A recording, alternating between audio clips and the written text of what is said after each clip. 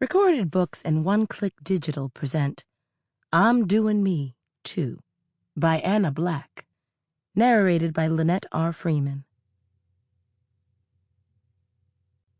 Let's get caught up. Previously on I'm Doin Me.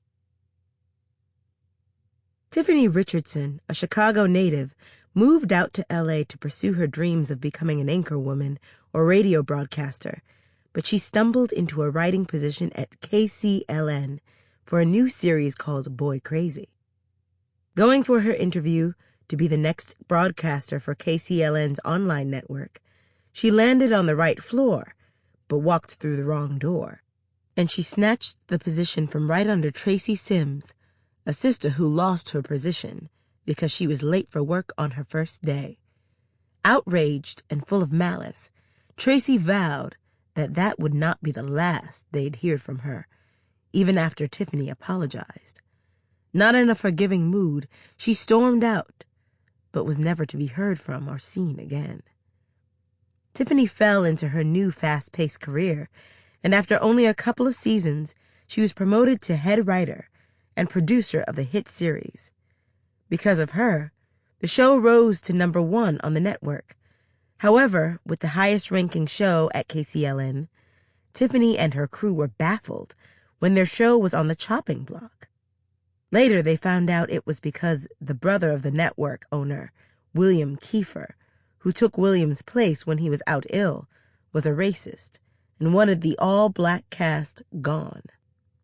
Quick to rise, and even quicker to fall, Tiffany not only found herself in a fix at work when she learned that her show would be canceled, but she walked in on her man Jeff in bed with the help. Close to the unemployment line and heartbroken, Tiffany became overwhelmed and on the brink of giving up. Not sure what the future would bring, and all hope lost, Tiffany ran into Kory Banks, an old crush from high school. Believing it was fate, Tiffany and her best friend Rose had high hopes that it was her chance to finally be with the one she'd loved forever, only to find out a couple of days later that he was engaged to Teresa Isabella Green, L.A.'s queen. Fearing all was lost, Tiffany faced the reality of losing her show and losing the love of her life again. But there was a light at the end of the tunnel.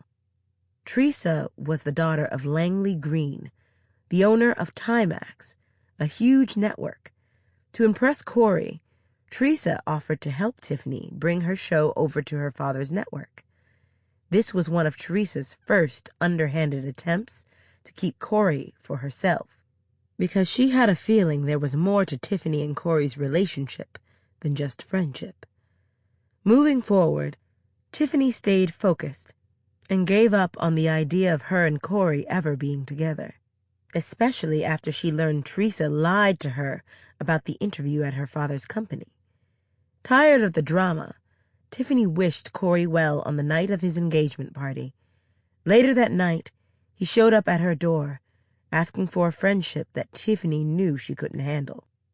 Being friends with someone she was in love with wasn't what she wanted, so she said farewell for good. With no show and no love, Tiffany contemplated her next move. Out of the blue, she got a call from Mr. Green and landed a new home for her series, Boy Crazy, at TiMax, putting her show back on the air and pissing Teresa off. Determined to make it to the altar with Kory, without him running back to Tiffany, Tressa had to also face the fact that her father was developing a relationship with Tiffany. Feeling the pressure of losing her man and her father to the woman she despised most, Teresa's old drug habits became hard to conceal. Tressa thought she had everything under control, until Kory found out she was using again. At the same time, her secret of paying actor Colby Grant to seduce Tiffany was revealed. Kory broke the engagement after he found her stash of coke, but Tressa failed to tell her father a thing about the wedding being called off. Her trust fund money depended on her marrying Kory and staying married for a year to receive it. After all the drama, Sample complete. Ready to continue?